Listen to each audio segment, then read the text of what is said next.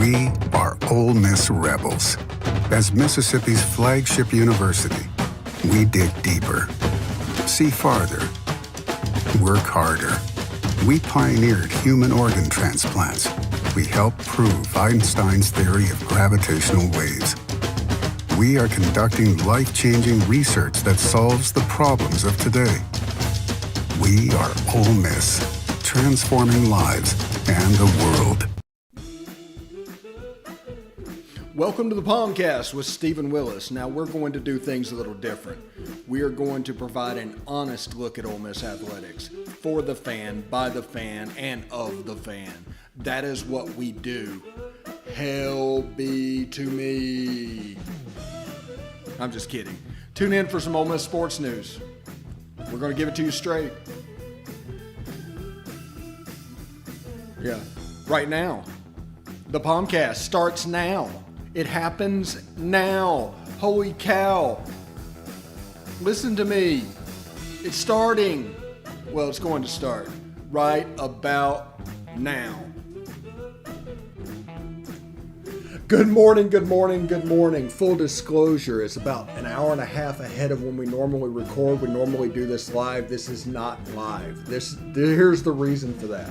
A power line snapped in my neighborhood, causing the power to go out, and eventually Teco is going to come out and kill all the power in the neighborhood while they reroute that line. That is probably going to take my show off the air, and the timing was kind of leading up to taking the show off the air. So I wanted to get you something today, because yesterday we had technological issues as well. So we just, this is all for you. We're trying to get this done. So we apologize that it's not live and it's not later and everything.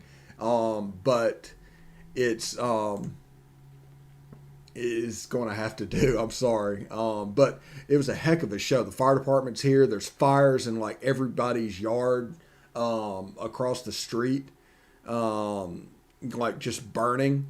You can follow the current of the electrical wire all the way down. I mean, it's a completely live wire. It's it's something to actually see. You got the blue current going, and then the red flame coming up. It's actually something to see, and just fires popping up. There's beautiful St. Augustine grass that's getting burned up at the moment. But the fire department is here. They're handling the fire and doing whatever they need to do, but they need to cut that wire off and deal with that live wire, which is going to affect our power. That's the reason we are recording this early. So I want to tell you about the Vault Society first before we get started. That's the big push of the Ole Miss Athletics Foundation. It's a 5-year commitment of support. Membership starts at $5,000 a year, and there's a benefit chart on the side. All gifts to Ole Miss between now and June 30th. That's about 2 weeks.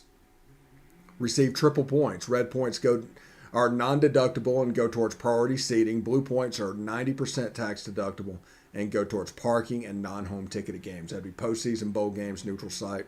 There's a game on Labor Day that would fit that nicely. Also, before we get started, if you want to watch the show, we're available on Twitter at The Stephen Willis. We are available at The Rebel Walk on Twitter. On Facebook, we are available at facebook.com/POMcast, POMcast, and The Rebel Walk. Also, we are available on Positively Ole Miss on YouTube. Subscribe, hit the bell. You'll not only know that we're streaming, you'll know what we're streaming about, and if your time is worth coming over and see. It usually is, but it's something that can tell you exactly what's going on. We're also available on Twitch. We've doubled our number of followers on Twitch, so thank you very much over the last couple of days. So, do want to say if you're interested in audio, we have a podcast. We don't really promote the podcast, but we want to have a podcast. But we're available on Google Podcast, Apple Podcast, Stitcher, SoundCloud, Spotify, iHeartRadio, TuneIn Radio, and Pandora. We're also on several smaller podcatchers. If it's out there, we're there. Welcome to the show from the palatial Central Florida studios. This is the POMcast. I am the host on this magical mystery tour of Ole Miss fandom, Stephen Willis. And there's not really an outline for this show because this is kind of an emergency show. So we're probably going to, stream of consciousness what we're going on. So if it's a little bit discombobulated, I do apologize about that. But I do want to talk a little bit about unnamed sources. I've done this 2 or 3 times over the course of the last few months. And basically, unnamed sources, it's like a game of telephone. And how far you are from the center depends on how accurate your information is. And it's very hard in this day and age, and this isn't a political thing, but people lying about pollsters, people lying about conspiracy theories and their willingness to believe them and put them out, and all of that being prevalent means that you generally can't trust what other people are saying. The only people you can trust what's saying, literally trust what's going on, are the people at the center of the issue at hand. And right now, like I said, I told you Monday, I tried to tell you yesterday, we generally don't do the hypothetical game, we generally don't do the rumor game, and we generally don't do the whisper game. Some people stake their business model on that. That's fine. That's, they're the ones that's going to get burned whenever it's not right. They're the ones we call weathermen because there's no consequences for being wrong, and that's the reason they do this. But, Mike Bianco met with Keith Carter. He did his exit interviews, and he went on vacation after the season's over, just like he's done for 21 years at Ole Miss. Yet, if you hear the rumors and whispers, there's some people that claim he's interviewed at LSU. There's some people that claim he's going to interview at LSU. There's others that claim he does not need to interview at LSU. There's a narrative that is developed, and make no mistake about this. This is intentional, and from my unnamed sources, which I don't mess around with that much, but I have some pretty good ones. If they're not careful with what they're doing, it could cost them somebody down the road who they want, because they're not coming if anything less than amicable of a split happens. Any indication of impropriety of this, it not only causes you to lose a coach that has been here 21 years and put Ole Miss baseball on the map, it affects the replacement. People kind of need to be careful about that. But there's a narrative that is developed, and it's coming from the subscription sites. And this little closed circle that they have. I mean, it's a self-feeding echo chamber inside that. And it just starts working up and working up and working up. And the people actually feeding the beast believe the beast. And it keeps going, and then those people go and tell people outside, and it spreads across the fan base until the point where it's to the fan base is untenable to retain Mike Bianco. He's been here 21 years, deserves to leave whenever he chooses to leave. That's it. There should be no fire. There should be no talk of hot seat. There should be no talk of anything like that. He should leave when he chooses to leave. That's what he has earned, and that's what he deserves. Understand that.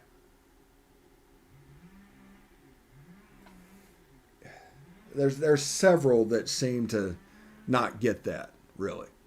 There's several that don't understand that or just don't want to. There's some people that are changed for the sake of change. They want to try something different because it's different. I get that. I understand that. That happened with David Cutcliffe, and he was here like 7 years. I understand that. But they ran David Cutcliffe off, and they also ran our own program off a cliff. That's the risk in play here, and it's very real. It absolutely is very real. So understand the facts. Understand that it's not a done deal, that whatever you think is going to happen is going to happen. And you can't really trust unnamed sources. So you're playing a giant hypothetical game that at the end you don't even know if it's going to happen. And there's no consequences to those who start it.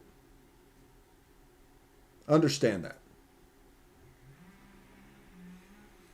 Our opinion at the show is anything other than Mike Bianco leaving by choice and any sort of forced out of hiring that is, done or firing that is done, we're against it.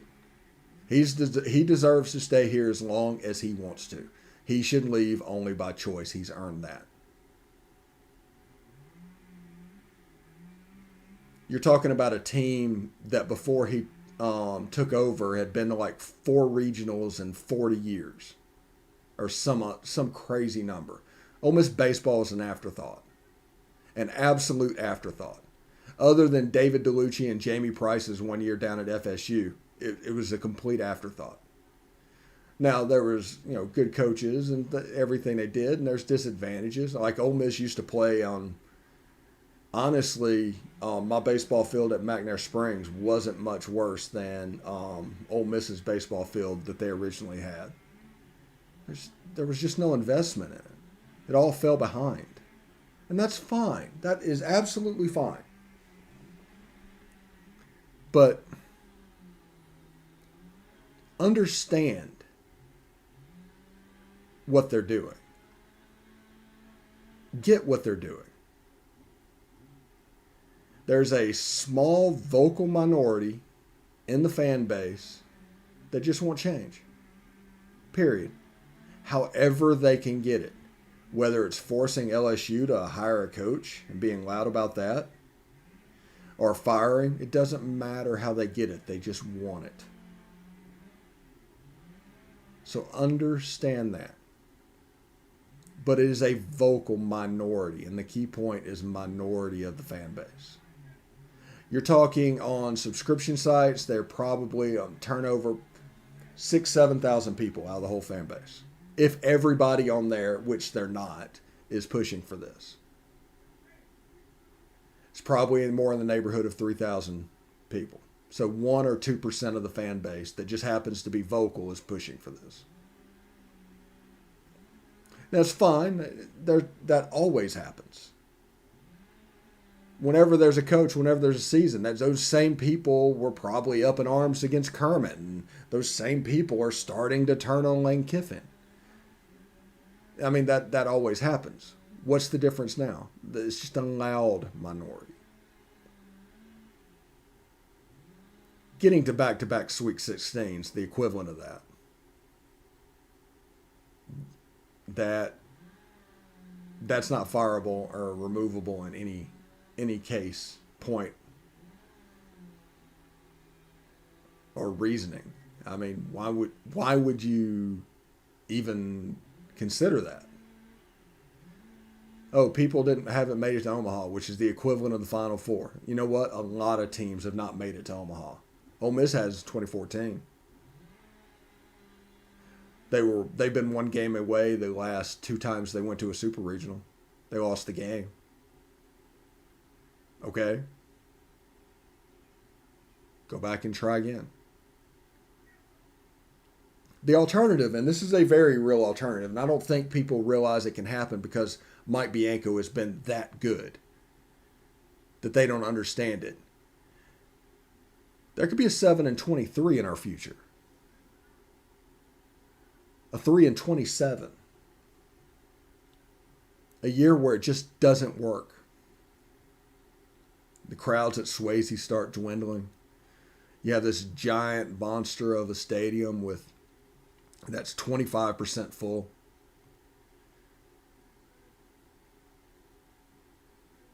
If you don't believe it's possible, look at the downfall that LSU went to.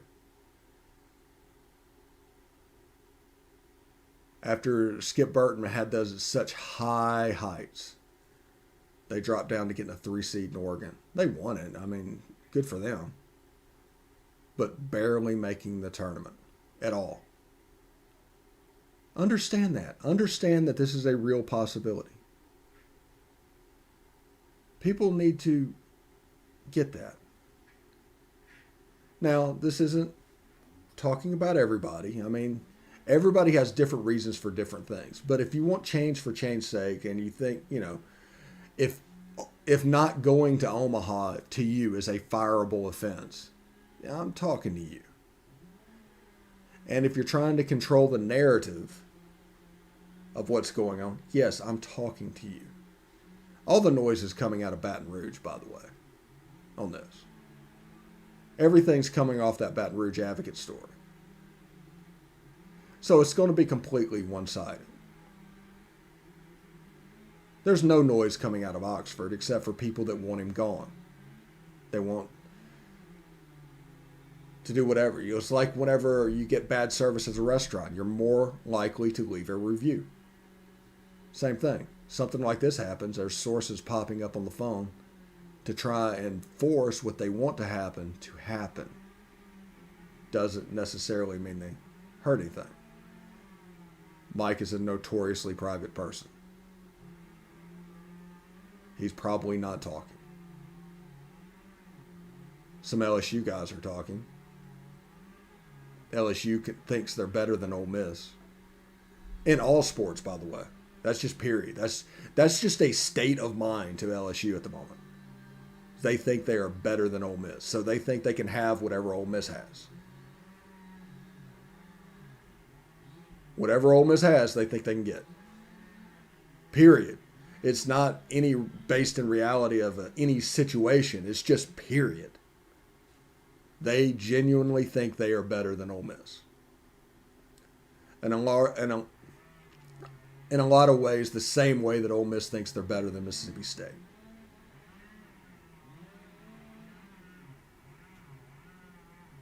So, understand and do not trust unnamed sources. Wait until somebody official says something. Don't play the soap opera game. Don't play the whispers game. Don't play the hypothetical game. No matter how much you want to happen, happens or doesn't happen. Because at the end of the day,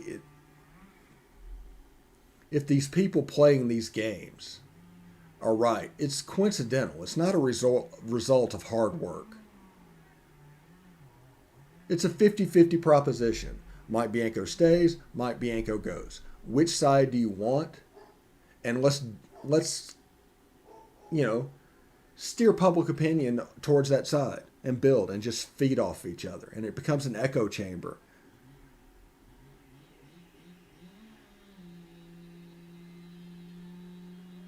But I will say, anything but an amicable leave to this thing and Mike Bianco leaving by choice, you're probably not going to get the guy you think you're going to get. Just by the way. And you're probably going to be choice 3, choice 4, choice 5 to take this job. And then you're going to end up overpaying for somebody. Potentially more than you're paying right now. For a guy that is not in your top 2. Imagine putting Keith in that spot.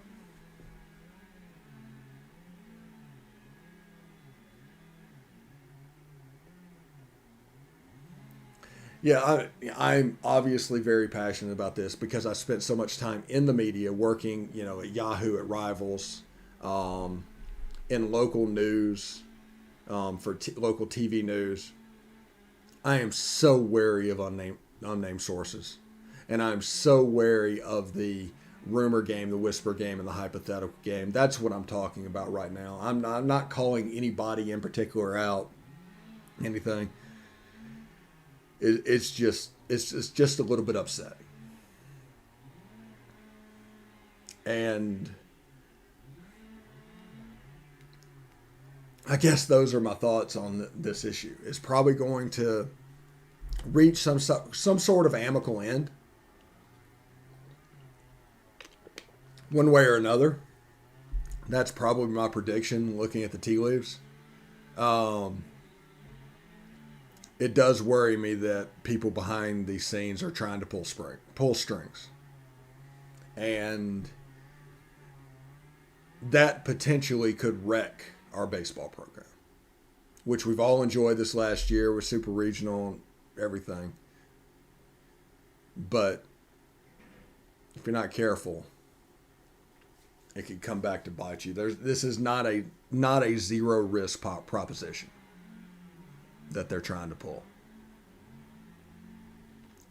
So, all right, we're going to take a short break.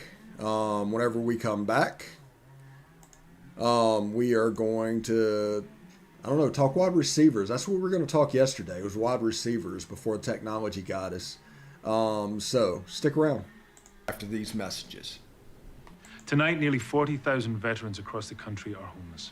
These men and women have pledged to serve our nation, and now we must serve them.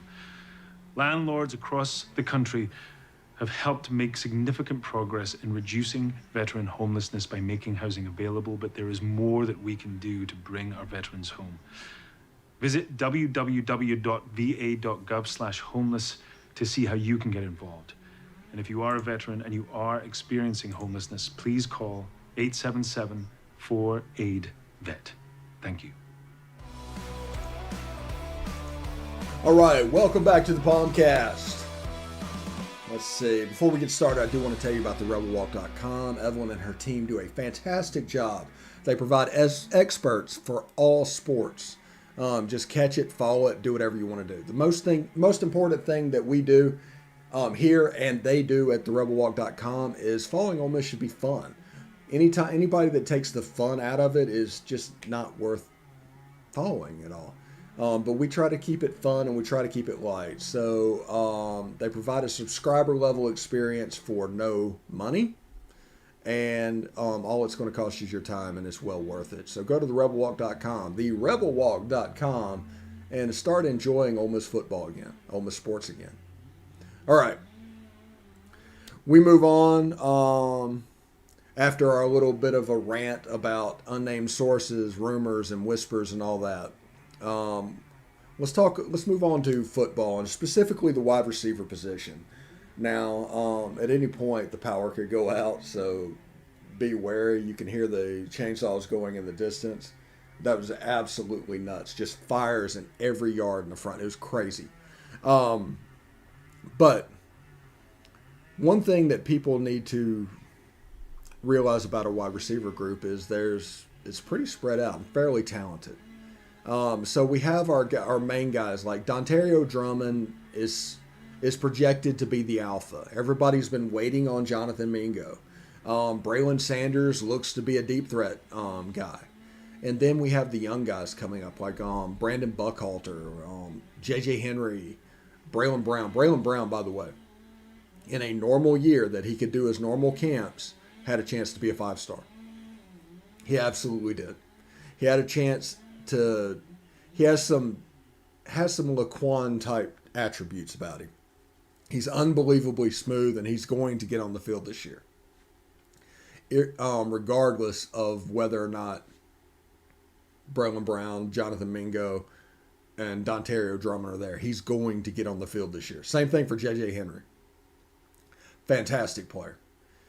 Just needs to pick up the offense, learn the intricacies, and he has a chance to do some very good things. He's an excellent jet sweep guy. He's a Jalen Waddle type slot. I'm talking about J.J. Henry. So look for him at really attacking behind the linebackers. He's one of those make one guy miss and he's gone type guys. He's really a special player. When you watch him play, you can just feel the electricity off of him. As a true freshman, I expect him to flash. I don't expect him to be there. But as a sophomore, I expect him to be there. Quay Davis has a chance to play the slot in the same way. He's going to be a good jet sweep guy.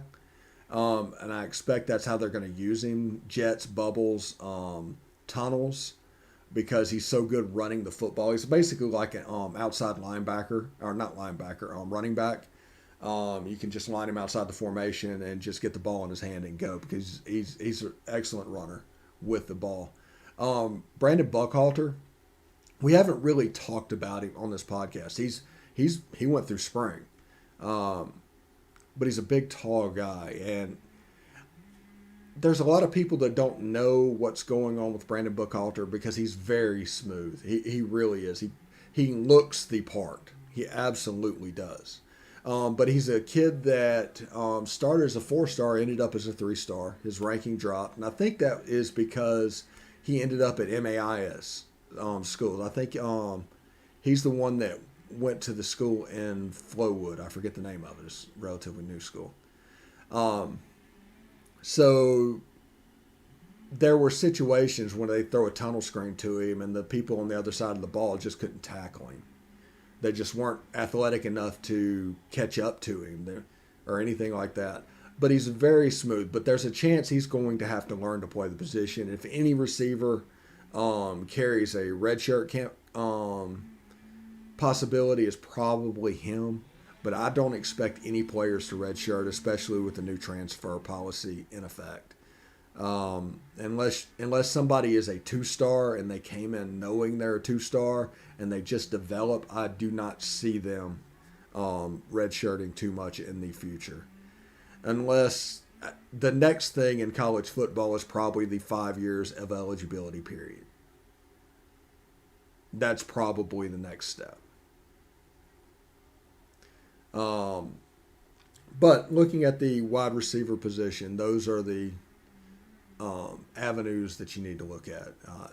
I really like the young guys. Braylon Brown from down near Miami, unbelievably a smooth player, and a prototypical outside wide receiver. He combines a little bit of Laquan and Dante Moncrief. He's a little bit of a combination of the two.